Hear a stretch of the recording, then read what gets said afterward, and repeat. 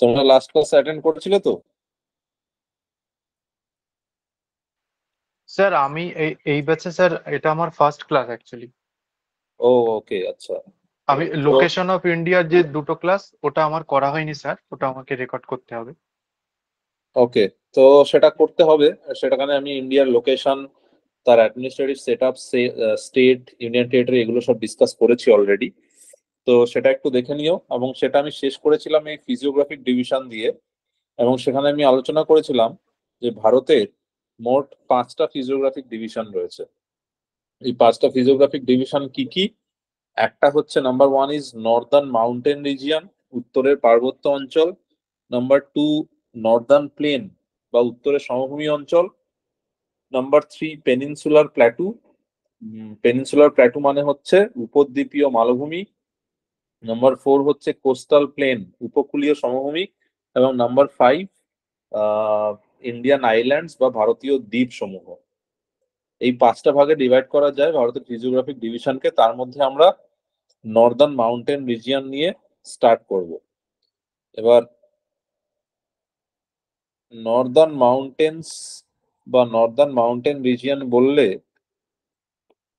আমরা এর মধ্যে ইনক্লুড করি কি কি জিনিস? এক নম্বর, হিমালয়।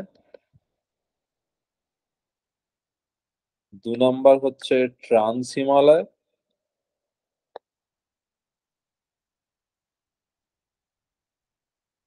এবং 3 নম্বর হচ্ছে পূর্বাঞ্চল হিমালয়।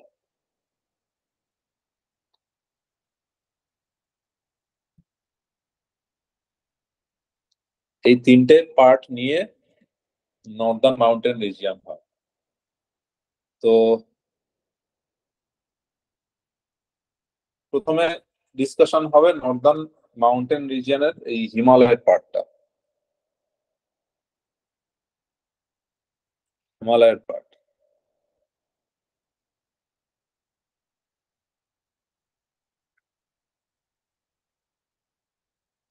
ওকে, তো হিমালয় যে মাউন্টেন, এটা কোথায় রয়েছে?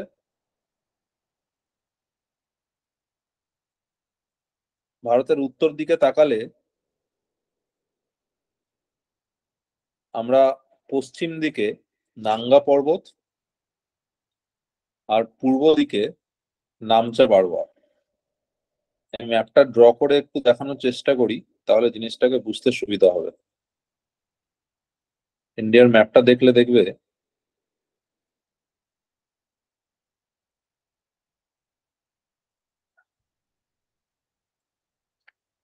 এইদিকে পশ্চিম দিকে একটা পিক যেটা আমরা দেখতে পাই, যেটাকে বলা হয় নাঙ্গা পর্বত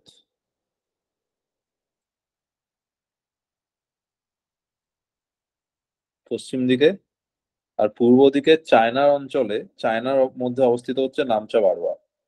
তো এই নাঙ্গা পর্বত থেকে নামচা বারওয়া পর্যন্ত পূর্ব পশ্চিমে বিস্তৃত একটা পর্বত শ্রেণী, যেটার নাম হচ্ছে হিমালয়।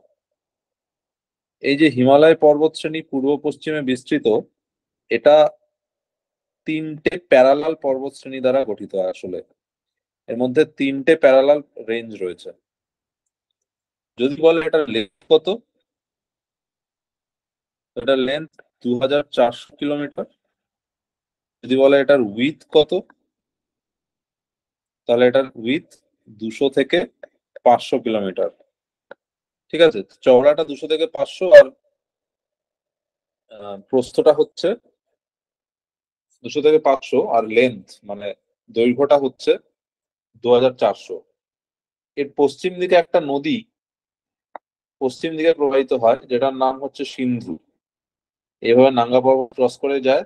আর এর পূর্ব দিকে একটা নদী প্রবাহিত হয়েছে, যেটার নাম হলো ব্রহ্মপুত্র। এভাবে ক্রস করে ইন্ডিয়াতে আসে।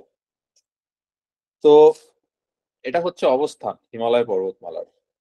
ঠিক আছে, এবার এই হিমালয় পর্বতমালা কোন যুগে তৈরি হয়েছিল? টারশিয়ারি পিরিয়ডে সৃষ্টি হয়। টারশিয়ারি সময় এটা। কিছু কিছু বেসিক জিনিস আমি হয়তো আগের দিন ডিসকাস করে গেছি, যে থিওরি গুলো থিওরিজ গুলো, দুটো থিওরির কথা বলেছিলাম, জিওসিনক্লাইন থিওরি আর একটা হচ্ছে প্লেট টেকটনিক থিওরি। দুটো থিওরির মাধ্যমে হিমালয়ের উৎপত্তি ব্যাখ্যা করা হয়েছে, এবং সেই দুটো থিওরিতে কি বলা হচ্ছে সেগুলো একদিন একটু ডিসকাস করেছি। আর একবার একটু বলে দিই, টারশারি যুগে টেথিস নামে একটা জিওসিনক্লাইন ছিল, মেসোজিওসিনক্লাইন। তো এই টেথিস জিওসিনক্লাইন থেকে হিমালয় পর্বতের উৎপত্তি ঘটে। সেখানে কিভাবে উৎপত্তি হয় সেটা দুটো থিওরিতে দুরকম ভাবে বলা হয়েছে। একটা যেটা ছিল জিওসিনক্লাইন থিওরি, সেখানে বলা হয়েছে যে টেথিস টেথিসের তলদেশে যে বিশাল পরিমাণ পলি রাশি, পলল রাশি জমা হয়, সেই পলল রাশির চাপে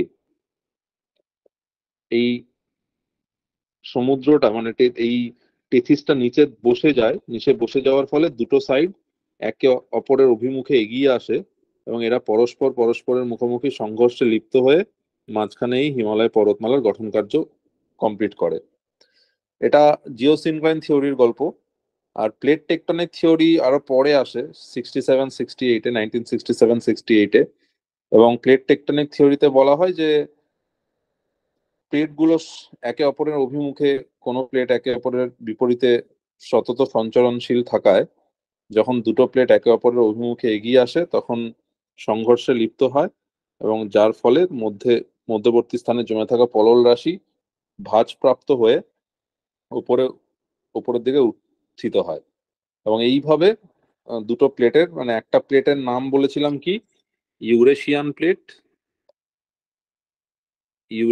প্লেট, যেখানে ইউরোপ রাশিয়া অবস্থিত। আর একটা হচ্ছে ইন্দো অস্ট্রেলিয়া প্লেট, যেখানে ইন্ডিয়া অস্ট্রেলিয়া ইন্ডিয়ান ওশান অবস্থিত। তো এই ইন্দো অস্ট্রেলিয়া প্লেট আর ইউরেশিয়ান প্লেট, এদের ধাক্কাধাক্কির দ্বারা মাঝখানে হিমালয় পর্বতমালার গঠন হয়েছে।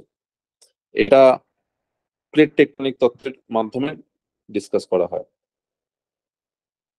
তো এই হলো হিমালয় উত্থানের দুটো থিওরিজের ব্যাপার।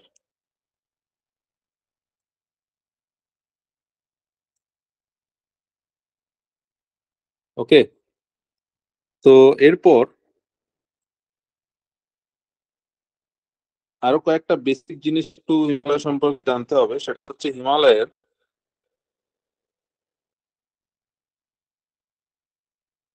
যে তিনটে রেঞ্জ আমি এখানে ড্র করেছি, এই তিনটে রেঞ্জ কি কি? এই তিনটে রেঞ্জ একদম নর্থে যেটা রয়েছে, একদম উপরের দিকে যেটা পাবে, সেটাকে বলা হয় হিমাদ্রি। মানে নাম্বার ওয়ান, যদি আমি এভাবে লিখি 1, মাঝখানেরটা 2, আর একদম সাউথেরটা 3, তাহলে 1 নম্বর রেঞ্জটা হচ্ছে হিমাদ্রি।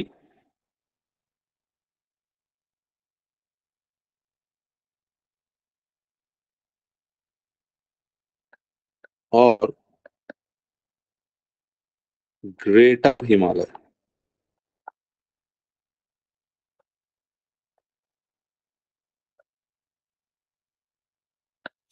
नंबर रेंज সেটা হচ্ছে হিমাচল और लेसर हिमालय।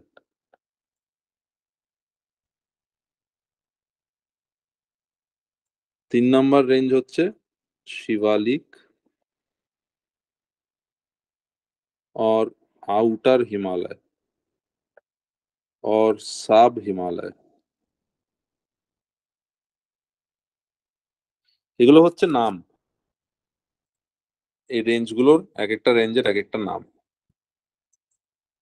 তো এদের সম্পর্কে একটু ডিটেলসে আমাদের জানতে হবে বা পড়তে হবে। যেমন হিমাদ্রি, প্রথম রেঞ্জ যেটা হিমাদ্রি, এই হিমাদ্রির বৈশিষ্ট্যগুলো কি? এটার অ্যাভারেজ হাইট 6100 মিটার। এর অ্যাভারেজ হাইট 6100 মিটার। এটা অ্যাভারেজে 25 কিলোমিটারের মতন প্রশস্ত বা চওড়া। ঠিক আছে, শুনতে পাচ্ছ তো? ক্লিয়ার আসছে আমার কথা? হ্যাঁ স্যার। ওকে। স্যার মাঝে মাঝে একটু ব্রেক করছে ভয়েস। হ্যাঁ স্যার, এখন তাই স্যার হচ্ছে। ক্লিয়ার আসছে। এখন ক্লিয়ার আসছে। ওকে। এক মিনিট। স্যার 25 কিলোমিটারটা কি উইথ? হ্যাঁ, 25 কিলোমিটার হচ্ছে width, মানে চওড়াটা হচ্ছে 25 কিলোমিটার, আর হাইট, অ্যাভারেজ হাইট 6100 মিটার। তো হিমাদ্রি রেঞ্জ এটা পৃথিবীর উচ্চতম শৃঙ্গ, উচ্চতম মানে highest range of the world. এটা এই যে হাইয়েস্ট রেঞ্জ কেন বলছে, কারণ এর মধ্যেই, এই রেঞ্জটার মধ্যেই মাউন্ট এভারেস্ট লোকেটেড। তো এই যে হিমাদ্রি রেঞ্জ বা যেটাকে আমরা গ্রেটার হিমালয় বলছি, এটাকে গ্রেটার হিমালয় বলছে কেন? গ্রেটার হিমালয় কারণ এটা, this is the greatest range, এটা সব থেকে উঁচু, সব থেকে বড়, পৃথিবীর উচ্চতম শৃঙ্গ তো এই রেঞ্জেই আছে, তাই এটাকে গ্রেটার হিমালয় বলা হয়। এবার কয়েকটা উচ্চতম পিকের নাম একটু আলোচনা করতে হবে, যেগুলো সম্পর্কে জেনে রাখতে হবে। যেমন মাউন্ট এভারেস্ট, এর হাইট কত? 8848.86 মিটার এটার হাইট। ঠিক আছে, এটা ওয়ার্ল্ডের হাইয়েস্ট পিক। এবং মাউন্ট এভারেস্ট সম্পর্কে অনেক কিছুই, অনেক ইনফরমেশন রয়েছে। যেমন এটাকে নেপালে কি বলে? সাগর মাথা, সাগর মাথা বলা হয় নেপালে। এটাকে ছোমো ল্যাংমা বলে, ছোমো ল্যাংমা বলে টিবেটে। আহ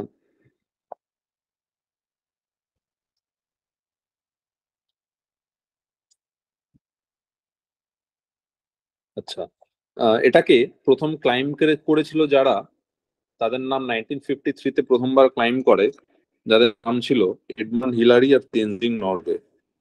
এরা দুজন প্রথম ক্লাইম করে, যদিও তার আগে স্যার আহ, হ্যাঁ স্যার বলো। ছোমো ল্যাংমাটা কোন দেশে বলা হয়? টিবেট, ছোমো ল্যাংমা টিবেটে বলে, ওকে। তিব্বতীয় নাম। তো তারও আগে জর্জ ম্যালোরি বলে একজন ব্যক্তি ছিলেন, তিনিও মনে করা হয় যে তিনি এভারেস্ট ক্লাইম করেছিলেন 1924 নাগাদ, 24 নাগাদ। তবে সেটাকে কাউন্ট করা হয় না, কারণ তিনি ফিরে আসার পথে তার মৃত্যু ঘটে। তো প্রথম, এই জন্য তার থেকে বেশি যারা ফেমাস হয়েছে হিমালয় ক্লাইম, এভারেস্ট ক্লাইম করার জন্য, তাদের দুজন হচ্ছে তেনজিং নোরগে এবং এডমন্ড হিলারি। তো এছাড়া এভারেস্ট সম্পর্কে আরো অনেক গল্প আছে, আরো অনেক কিছু, এভারেস্ট ক্লাইম্বিং ভাইম্বিং এগুলো তোমরা দেখবে। এখন তো প্রচুর লোক এভারেস্ট ক্লাইম করছে, এভারেস্টে ট্রাফিক জ্যাম দেখা যাচ্ছে, এত লোক একসাথে ক্লাইম্বিং করছে। তো মাউন্ট এভারেস্ট যেটা পৃথিবীর সব থেকে উচ্চতম শৃঙ্গ, এটা কোথায় অবস্থিত? নেপালে located, is the highest peak of Nepal. এবার যদি সেকেন্ড হাইয়েস্ট পিকের কোথায় আসি, তাহলে সেকেন্ড হাইয়েস্ট পিক, এটা আমি একটু সাইডে লিখছি, যেটা K2 অর গডউইন অস্টিন। এটা সাইডে লিখছি কেন? কারণ এটা এটা হিমালয়তে নয়। আমি এখানে হিমালয়ের পিক নিয়ে তো আলোচনা করছি, বা হিমাদ্রির পিক নিয়ে আলোচনা করছি।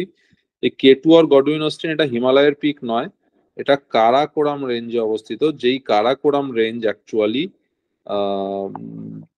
ট্রান্স হিমালয়ের একটা রেঞ্জ। ট্রান্স হিমালয় আমি পরে আলোচনা করব। আমি এখানে লিখেছি দেখো, আমরা নর্দার্ন মাউন্টেন রিজিয়নকে তিনটে ভাগে ভাগ করি: হিমালয়, ট্রান্স হিমালয়, পূর্বাঞ্চল হিমালয়। তাহলে হিমালয়ের যে তিনটে রেঞ্জ আছে, সেই তিনটের নাম হিমাদ্রি, হিমাচল, শিবালিক। ট্রান্স হিমালয়ের তিনটে রেঞ্জ আছে, তাদেরকে বলা হয় কারাকোরাম, লাদাখ আর ঝাসকর। এবং পূর্বাঞ্চল হিমালয়েরও অনেকগুলো নাম রয়েছে, সেগুলো কোথায় কিভাবে আছে সেগুলো আমি এক এক করে ডিসকাস করব। তো ট্রান্স হিমালয়ের মধ্যে কারাকোরাম রয়েছে, তাহলে হিমালয় আর ট্রান্স হিমালয় তো আলাদা। তাই এখানে যেটা বললাম, K2 আর গডউইন অস্টিন, এটা হিমালয়ের পিক নয়, এটা ট্রান্স হিমালয়ের পিক। তাহলে মাউন্ট এভারেস্ট হাইয়েস্ট পিক ওয়ার্ল্ডের, ওয়ার্ল্ডের সেকেন্ড হাইয়েস্ট পিক হচ্ছে K2, কিন্তু মাউন্ট এভারেস্ট হিমালয়তে অবস্থিত, K2 হিমালয়ের পিক নয়। তাহলে হিমালয়ের সেকেন্ড হাইয়েস্ট পিক কোনটা, সেটার নাম এখানে লিখবো। সেটা হচ্ছে হিমালয়ের সেকেন্ড হাইয়েস্ট পিক এবং পৃথিবীর থার্ড হাইয়েস্ট পিক, এটা হচ্ছে কাঞ্চনজঙ্ঘা। কাঞ্চনজঙ্ঘা, এই যে K2, এটার হাইট 8611 মিটার, আর কাঞ্চনজঙ্ঘার হাইট 8586 মিটার। ঠিক আছে, তাহলে কাঞ্চনজঙ্ঘা কোথায় অবস্থিত? এটা সিকিমে অবস্থিত, কাঞ্চনজঙ্ঘা সিকিমে।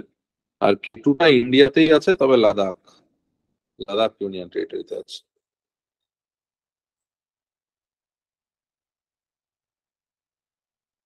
ওকে, নেক্সট কাঞ্চনজঙ্ঘার পর fourth highest peak of the world কি? লোৎসে।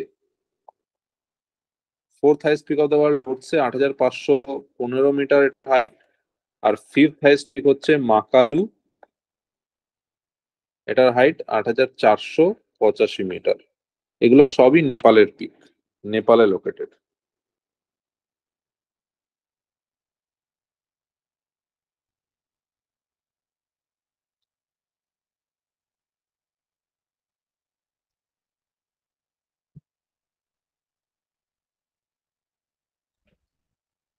ওকে, তাহলে এই যে এখানে 4টে পিকের কথা আমি বললাম, এই 4টে পিক, টোটাল 5টা বলেছি, তবে হিমালয়ের এই যে 4টে পিক, এই 4টে পিক হিমালয়তে অবস্থিত। হিমালয়ের ফার্স্ট, সেকেন্ড, থার্ড, ফোর্থ 4টে হাইয়েস্ট পিক। এবং লাস্টের মানে 4টের মধ্যে একটা শুধু ইন্ডিয়াতে, 3টে আছে নেপালে। তো যদি বলে ইন্ডিয়াতে অবস্থিত হিমালয়ের সেকেন্ড হাইয়েস্ট পিক কি, তাহলে আমরা দেখলাম ইন্ডিয়াতে অবস্থিত হিমালয়ের হাইয়েস্ট পিক হচ্ছে কাঞ্চনজঙ্ঘা, কিন্তু ইন্ডিয়াতে অবস্থিত হিমালয়ের সেকেন্ড হাইয়েস্ট পিক হচ্ছে নন্দা দেবী। কোথায় লোকেটেড? এটা আছে উত্তরাখণ্ডে, উত্তরাখণ্ড স্টেটটাতে অবস্থিত।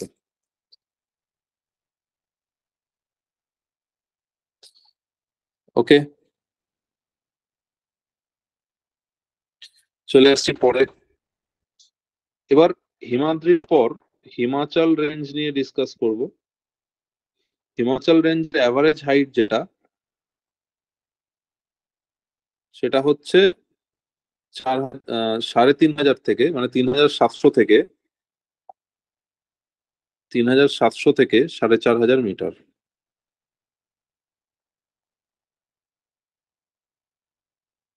এটা হচ্ছে হিমাচল রেঞ্জের অ্যাভারেজ হাইট।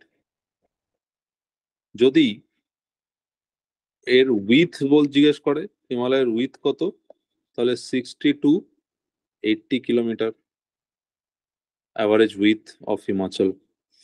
এবার এই যে হাইটটা 3,500 থেকে 4,500 মিটার, যে হাইটটা, এটা মানে এটা এমন একটা হাইট যেখানে বরফ সারা বছর থাকে না। শীতকালে বরফ পড়লেও গ্রীষ্মকালে বা গরমকালে সেই বরফ গলে যায়। এটা এমন একটা হাইট। এই কারণে এই রেঞ্জটাতে গাছপালা দেখা যায়। হিমাদ্রি রেঞ্জে, হিমাচল রেঞ্জে গাছপালা দেখা যায়। হিমাদ্রি রেঞ্জটা যেমন এত বেশি হাইট ছিল যে পুরো পাহাড়টাই সারা বছর বরফে ঢাকা থাকতো, কিন্তু হিমাচল রেঞ্জটা সারা বছর বরফে ঢাকা থাকে না। এটার মধ্যে আহ শীতকালে বরফ পড়লেও গ্রীষ্মকালে সেই বরফ গলে যেতে দেখা যায়, এবং যার ফলে এখানে গাছপালা পাওয়া যায়। এবং গাছপালা পাওয়া গেলে সেখানে মানুষ বসবাস করার মতন উপযুক্ত পরিবেশ থাকবে, আবহাওয়া থাকবে, এবং তার জন্য এখানে মানুষ বসবাস করতে পারে। এবং এই কারণে হিমাচল রেঞ্জের ওপর যত হিল স্টেশন গুলো আছে সেগুলো সব তৈরি হয়েছে। হিল স্টেশন অনেক নাম আমরাই শুনে থাকি, যেমন মানালি রয়েছে, গ্যাংটক, সিমলা, ঠিক আছে, আহ মুসৌরি। সেই যে হিল স্টেশন গুলো আছে, এগুলো তাহলে কোন রেঞ্জের মধ্যে পড়ছে? এগুলো সব হিমাচল রেঞ্জে অবস্থিত।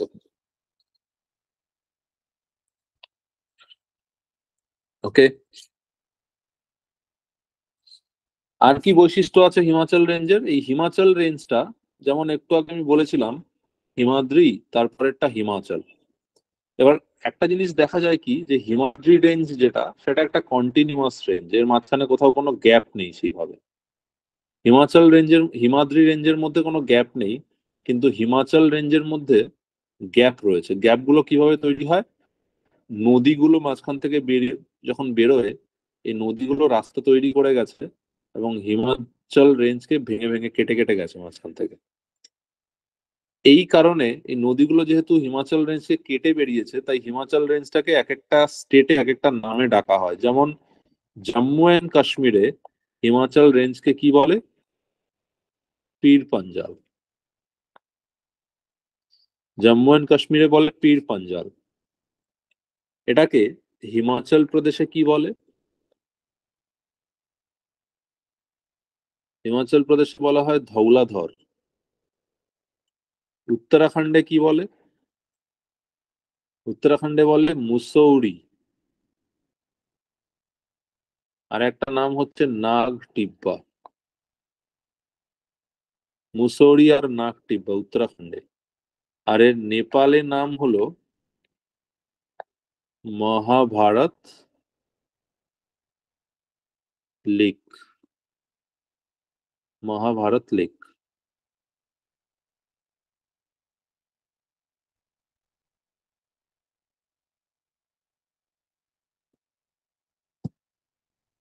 তাহলে এই যে নামগুলো কিসের নাম বললাম, বোঝা গেল কি? এই নামগুলো হচ্ছে হিমাচল রেঞ্জকে কোন স্টেটে কি নামে ডাকা হয়। কেন এরকম আলাদা আলাদা নাম দেওয়া হয়েছে? কারণ এরা এক একটা স্টেটে একটা নামে পরিচিত, কারণ ওই নদীগুলো এদেরকে কেটে বেরিয়ে গেছে। এরা হিমাদ্রি রেঞ্জের মতন কন্টিনিউয়াস নয়, মাঝখানে মাঝখানে ব্রেক তৈরি হয়েছে, এবং এই কারণে এর এক একটা স্টেটে এক একটা নাম। বলো, সবাই বুঝতে পেরেছো? রেসপন্স করো। হ্যাঁ স্যার। হ্যাঁ স্যার।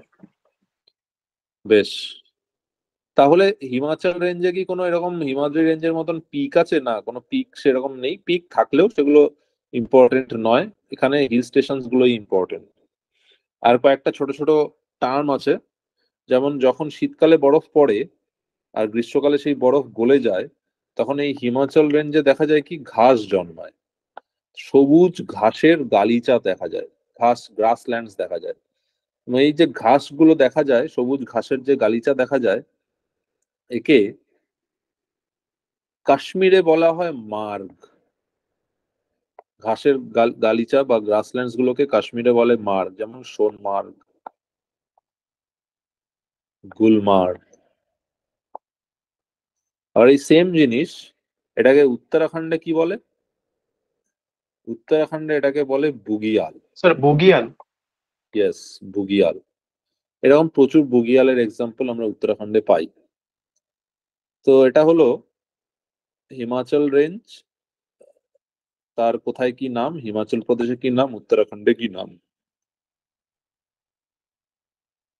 এবার শিবালিক যে রেঞ্জটা আছে, শিবালিক বা যেটাকে আমরা কি আরেকটা নাম দিয়েছি আউটার হিমালয়। আউটার হিমালয় কেন? এটা একদম বাইরের দিকে অবস্থিত। মানে আমি যদি ইন্ডিয়ার দিক থেকে হিমালয়কে দেখি, তাহলে সবার প্রথমে যে রেঞ্জটা পাবো একদম দক্ষিণতম যেটা, সেটাই হচ্ছে শিবালিক হিমালয়। এই শিবালিক হিমালয়ের আহ শিবালিক হিমালয়ের হাইট কত, অ্যাভারেজ হাইট কত? এর অ্যাভারেজ হাইট হচ্ছে 600 to 1500 মিটার।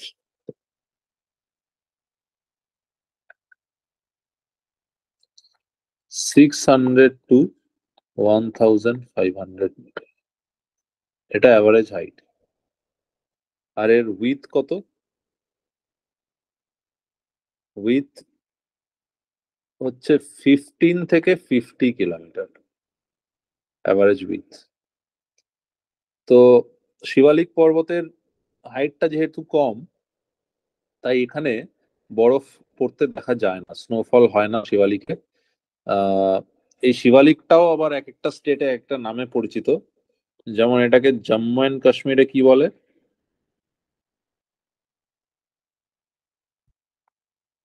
এটাকে জম্মু এন্ড কাশ্মীরে বলে জম্মু হিল। এটাকে উত্তরাখণ্ডে বলে Dhang range and Dhundhua range.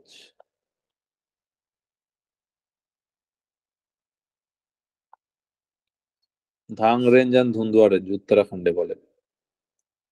এটাকে নেপালে বলা হয় চুড়িয়া ঘাট।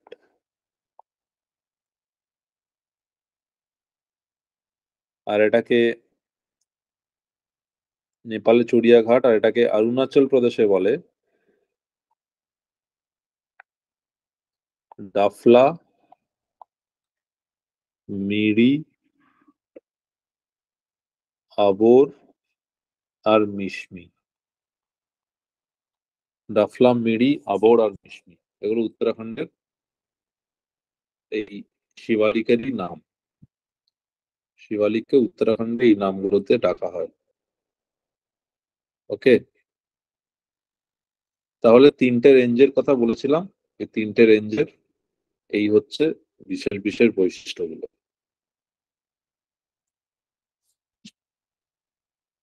এবার সিডনি বুড়ার্ড নামে একজন ব্যক্তি আছে, সিডনি বুড়ার্ড। তিনি আবার হিমালয়কে নদীগুলোর ওপর বেস করে কতগুলো ভাগে ভাগ করেছেন। এই যে ধরো এই যে তিনটে রেঞ্জ, হিমাদ্রি, হিমাচল, শিবালিক, এর এদিক থেকে আমি নদীগুলো ড্র করলাম, কি কি নদী কোথা থেকে যাচ্ছে। তা ওয়েস্টে এদিক থেকে গেছে সিন্ধু নদী, ব্রহ্মপুত্র। আচ্ছা, এর মাঝখান থেকে পাস করেছে শতদ্রু, কালী রিভার আর তিস্তা রিভার। তাহলে আমি এখানে নামগুলো লিখে দিই, ইন্দাস, সতলুজ, কালী, তিস্তা, আর এটা হচ্ছে ব্রহ্মপুত্র। আর এই সিডনি বুড়ার কি বলছে, এই নদীগুলোর মাঝখানে মাঝখানে হিমালয়ের আবার আলাদা আলাদা নাম দিয়েছে। কি কি নাম? ইন্দাস, সতলুজ, কালী, তিস্তা আর ব্রহ্মপুত্র। ইন্দাস আর সতলুজের মাঝখানের যে অংশটা, এটাকে উনি বলছেন পাঞ্জাব হিমালয়। পাঞ্জাব হিমালয়, और এটার আর একটা নাম হচ্ছে কাশ্মীর হিমালয়। সতলুজ আর কালীর মাঝখানের যে পার্টটা, সতলুজ আর কালীর মাঝখানে, এটাকে বলা হচ্ছে কুমায়ুন হিমালয়।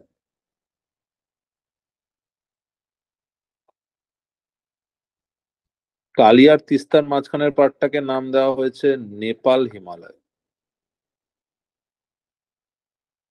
আর তিস্তা আর ব্রহ্মপুত্রের মাঝখানের পার্টটার নাম হচ্ছে আসাম হিমালয়। এই যে নামগুলো বললাম, এটাকে কি বলে? এটাকে বলা হয় রিজিয়নাল ক্লাসিফিকেশন অফ হিমালয়। হিমালয়ের রিজিয়নাল ক্লাসিফিকেশন মানে আঞ্চলিক শ্রেণী বিভাগ, অঞ্চল ভেদে এটার কোথায় কি নাম হয়েছে। কেন আঞ্চলিক বা অঞ্চল ভেদে? কারণ এটা এক একটা স্টেটে হয়ে যাচ্ছে না, সেই কারণে আঞ্চলিক শ্রেণীবিভাগ বা অঞ্চল ভেদে এর কোথায় কি নাম, এভাবে নামকরণ করা হয়েছে। আচ্ছা, এরপর আমরা কয়েকটা জিনিস বলবো। এই যে তিনটে রেঞ্জ, আমি যদি এদের একটা ক্রস প্রোফাইল ড্র করি, ক্রস প্রোফাইল ড্র করলে কি হবে? প্রথমে শিবালিক, তারপরে আসবে হিমাচল, তারপরে আসবে হিমাদ্রি, এবং তারপর ট্রান্স হিমালয় আসবে। ট্রান্স হিমালয় নিয়ে আমি এখনো ডিসকাস করিনি, করব। তো এই যে তিনটে রেঞ্জ এরা এইভাবে রয়েছে, একটা থেকে আরেকটার হাইট ইনক্রিজ করছে। তাহলে এটা ধরো শিবালিক, তারপরে হিমাচল, তারপরে হিমাদ্রি, তারপর ট্রান্স হিমালয়। আর যেখানে শিবালিক শেষ, সেখান থেকে কি স্টার্ট হচ্ছে? উত্তর ভারতের সমভূমি, নর্দার্ন প্লেন, যেখানে দিল্লি, হরিয়ানা, উত্তরপ্রদেশ, এই সমস্ত স্টেট গুলো আছে। তো আমি নর্দার্ন প্লেন ধরে ধরে যাচ্ছি, গিয়ে এবার আমি হিমালয়তে উঠলাম। হিমালয়তে উঠছি মানে প্রথমে যেটাতে উঠবো সেটা শিবালিক, তারপরে উঠবো হচ্ছে হিমাচলে, তারপরে হিমাদ্রিতে, এইভাবে যাব। এবার এর মাঝখানে মাঝখানে কিছু ফল্ট লাইন রয়েছে, ফল্ট লাইন বা ক্র্যাক, মানে এর যখন প্রেসার ক্রিয়েট হয়, ধরো তুমি যদি দেখো যে আহ, ধরো একটা লেয়ার রয়েছে, মাটির লেয়ার, অনেকগুলো লেয়ার দিয়ে একটা জায়গাতে মাটি তৈরি হয়ে আছে। তো কোনো কারণে যদি কোনো একটা অংশ বসে যায় বা উঠে যায়, তাহলে কি হবে? এই লেয়ার্স গুলো উপরে নিচে উত্থান পতন ঘটবে, যার ফলে পরবর্তীকালেও আমরা বুঝতে পারবো, লেয়ার্স গুলোর দ্বারা বোঝা যাবে যে কোন জায়গাটা থেকে উঠেছে বা কোন জায়গাটা থেকে পতন ঘটছে। তো এইরকম ভাবে উত্থান পতন দিয়েই এই লেয়ার্স গুলোকে আলাদা করা যায়। মানে এখানে কতগুলো ফল্ট লাইন বা ক্র্যাক রয়েছে, যেগুলোর থেকে আমরা ডিটারমাইন করতে পারি যে কোনটা কার থেকে কিভাবে পৃথক। এগুলোকে কি বলে আমি এখানে লিখে দিচ্ছি, HFF, বিটি, এমসিটি আর আইটিএসজেড, মানে এগুলো ফল্ট লাইন। যদি তোমাকে বলে এইচএফএফ কাকে কাকে সেপারেট করে, তাহলে নর্দার্ন প্লেন আর শিবালিককে। এমবিটি কাকে কাকে সেপারেট করে, শিবালিক আর হিমাচল রেঞ্জকে। এমসিটি হিমাচল আর হিমাদ্রি রেঞ্জকে এইভাবে সেপারেট করেছে। তো আমি এখানে লিখে দিই এইচএফএফ এর পুরো কথা কি, full form Himalayan frontal fault. MBT main boundary thrust. MCT কাকে বলবে, মেন সেন্ট্রাল থ্রাস্ট। আর ITSZ Indus Tsangpo suture zone. এইগুলো হচ্ছে লাইনগুলো, মনে রাখবে যে কোনটা কাকে সেপারেট করে, এগুলো থেকে কোশ্চেন জিজ্ঞেস করে।